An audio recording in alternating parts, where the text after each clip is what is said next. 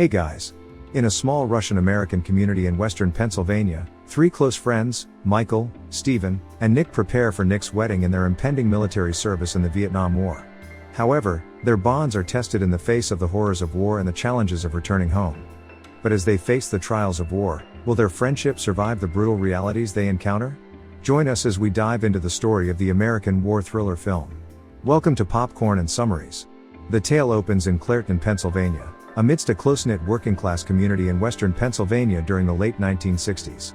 Here, we meet a group of Russian-American steelworker pals: Michael, the serious, yet approachable leader of the trio; Stephen, known for his affectionate nature; and Nick, Michael's closest companion, characterized by his quiet, thoughtful nature. Supported by their friends Stanley, John, and Axel, the three are preparing for two significant milestones in their lives: Nick's upcoming marriage to his sweetheart, Angela, and their decision to enlist in military service for the Vietnam War. As they celebrate at a bar a few hours before the wedding, Stephen's mother scolds him for not wearing a scarf with his tuxedo and drags him away to get ready for the wedding. Later, Nick tells Michael that he loves hunting because he enjoys being among trees, which is why he's not worried about spending time in the jungles of Vietnam. Michael admits to Nick that he prefers hunting alone because the other three guys don't share his vibe, although he still cares for them.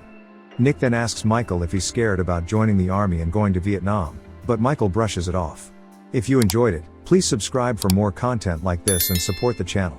Michael expresses his determination to hunt a deer with just one bullet. He tries to explain this to others, but they don't listen. This theme becomes significant later in the movie. Before the trio heads off, Stephen and his girlfriend tie the knot in a grand Russian Orthodox wedding ceremony. Meanwhile, Michael grapples with his emotions for Linda, Nick's charming yet thoughtful girlfriend, who has recently left her abusive father's home and seeks refuge at Michael and Nick's place while they're away. At the wedding reception, the guys revel in the festivities, getting drunk, dancing, singing, and having a blast. However, their celebration is interrupted when they notice an Army Ranger in full uniform sitting at the bar. Michael tries to strike up a conversation with him to learn about Vietnam, but the soldier ignores him.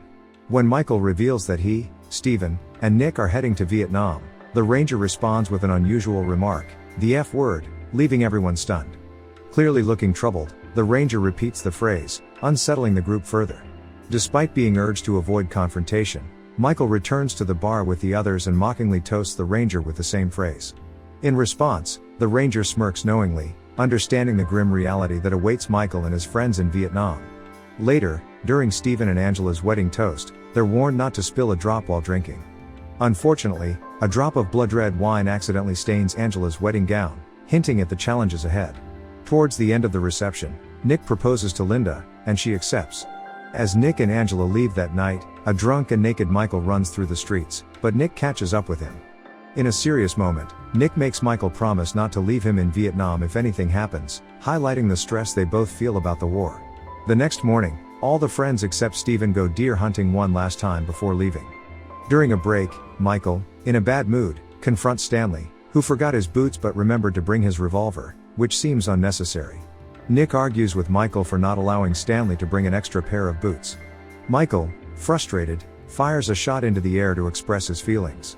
After the hunt, Michael manages to shoot a deer with just one bullet, but the others are more interested in drinking and messing around. In the next scene, they return home, and the moment closes with a touching, wordless exchange in a pub, accompanied by a Chopin nocturne played by John. The men glance at each other, understanding that life will never be the same after the upcoming day's enlistment. The film then shifts to a war-torn village. Michael, now a staff sergeant in the U.S. Army Special Forces, wakes up to witness a North Vietnamese soldier tossing a stick grenade into a hiding spot full of civilians. In retaliation, Michael uses a flamethrower to burn the enemy soldier and then shoots him multiple times with an M16. Meanwhile, a unit of helicopters drops off additional U.S. troop reinforcements, including Nick and Stephen. The three are pleasantly surprised to reunite. However, during ensuing infantry combat, the trio is captured and taken to a riverside prisoner of war camp along with other U.S. Army and Army of the Republic of Vietnam prisoners. As a form of amusement, the cruel guards force their captives to play Russian roulette and bet on the outcome. Hearing gunshots from the hut above the cage where the three friends are held, Stephen, awaiting his turn, becomes increasingly anxious.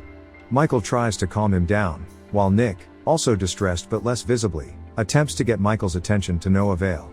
Soon, all three friends are coerced into playing Russian roulette, First, Michael and Steven face off against each other. Full of fear, Steven aims the gun above his head but accidentally grazes himself with the bullet, surviving but punished by being thrown into an underwater cage with rats and the bodies of others who face the same fate. Next, Michael and Nick plan to kill their captors to escape. Michael suggests getting their captors to load the gun with 3 bullets during the game so they can strike while playing. He argues with Nick to forget about saving Steven, deeming it too late for him. After tense moments of playing the game with 3 bullets, they successfully execute their plan and kill their captors.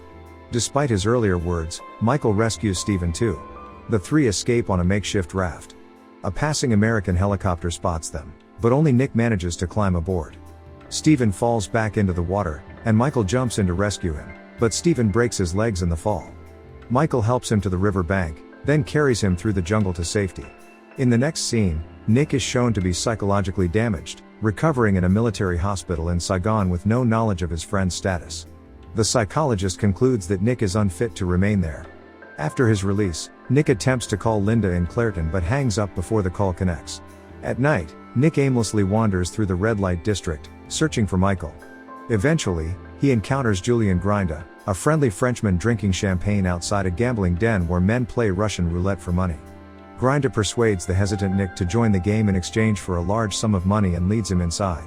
Michael is also in the den, watching the game, but they don't initially notice each other amidst the chaos.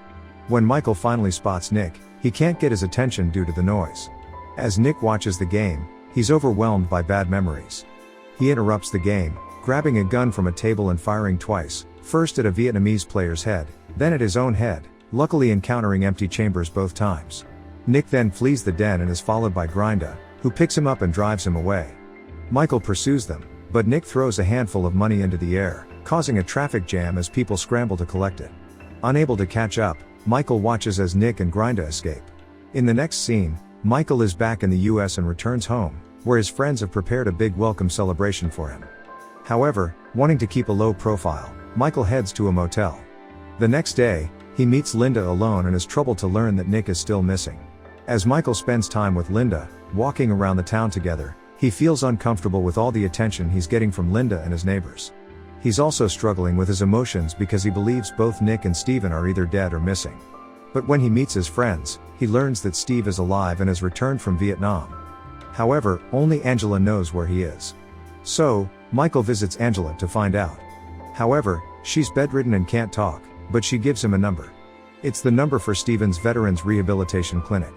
In the following days, Michael grows closer to Linda, but their bond is mainly because they both miss their friend they think they've lost. Michael goes hunting once again with Axel, John, and Stanley.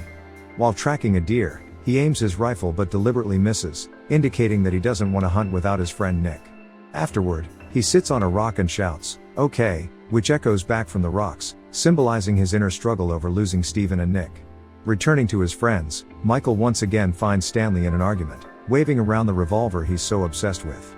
Michael scolds Stanley for carrying the gun and waving it around. He even spins the cylinder containing 1 bullet and points it at Stanley's head, but luckily, the chamber is empty.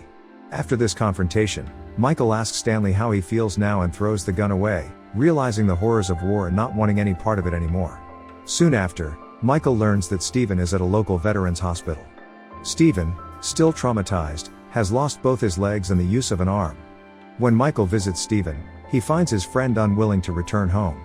Steven shares that someone in Saigon has been sending him large amounts of cash and carved elephants. Michael suspects that the money is from Nick, who may still be alive and earning money from Russian roulette gambling. Despite Steven's protests, Michael then forcefully takes him back home. Determined to find Nick, Michael travels to Saigon just before its fall in 1975. With the reluctant help of the Frenchman, Julien Grinda, who has profited from the American playing Russian roulette, Michael finds Nick in a crowded roulette club. However, to Michael's disappointment, Nick seems to have no memory of his friends or his home in Pennsylvania. Mike attempts to negotiate with the gamblers to buy Nick's freedom, but he fails. Desperate, Michael decides to join a game of Russian roulette against Nick, hoping to persuade him to come home. However, Nick seems to be in a state of confusion, his mind altered.